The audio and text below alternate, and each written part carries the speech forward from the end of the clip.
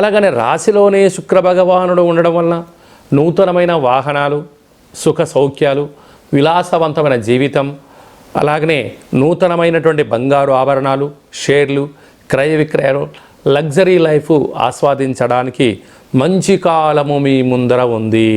అది ఏ కాకుండా పంచమ స్థానంలో శని భగవానుడు ఉండడం వలన శీఘ్రమేవ వివాహం, సంతాన యోగం, పిల్లల యొక్క చదువులు, పిల్లల యొక్క వృద్ధి, పిల్లలకు స్థిరచరాస్తులను ఏర్పాటు చేయాలనేటువంటి విజయం, మీ చిరకాల కోరిక నెరవేరబోతుంది.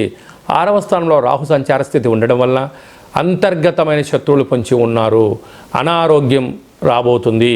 దీర్ఘకాలిక వ్యాధులైన నరాల బలహీనత, బ్రెయిన్ స్ట్రోక్ లాంటివి, పెరాలసిస్ లాంటివి, అధికమైనటువంటి ఒత్తిడికి గురైనప్పుడు వచ్చే పరిస్థితి ఉంటుంది.